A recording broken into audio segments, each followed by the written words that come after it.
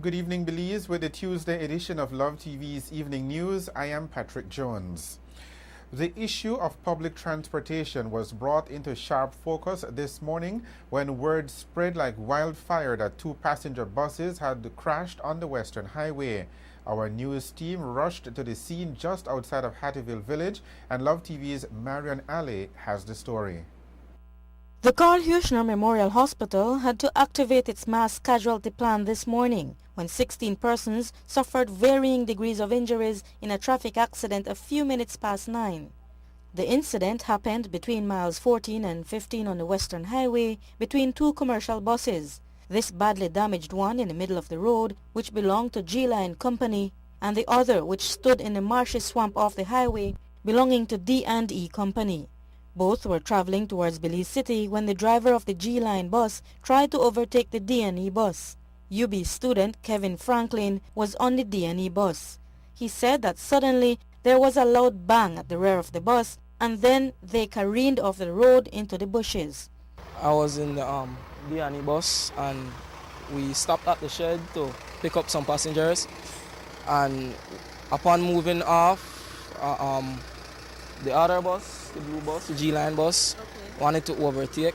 But overtake you guys? Yes, ma'am. But at the same time, a pickup truck was coming from the other side of the road to go up.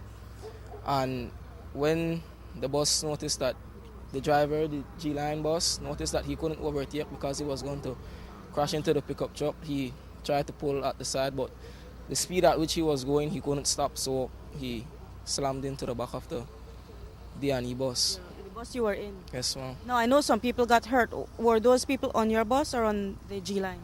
On the D&E, nobody didn't really got any serious hurt, but on the G-Line bus, there were mostly people, their fears was bus, and they had concussions to their head.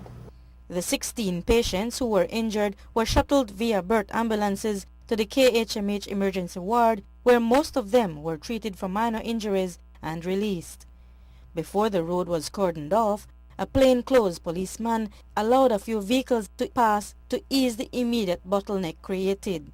Later, traffic was conveniently diverted through a road that leads back out to the main thoroughfare, which allowed for a steady, albeit slower flow of traffic than usual. Unhurt passengers traveling to Belize City, like Kevin Franklin, were left stranded at the side of the road for several minutes until other buses or vehicles picked them up on the way. For Franklin, the mishap caused more than just a scare. And right now, I already behind, so I need to catch up in all my classes, and this not a help. The wreck was cleared away and traffic restored to normal early this afternoon. Marian Ali for Love News.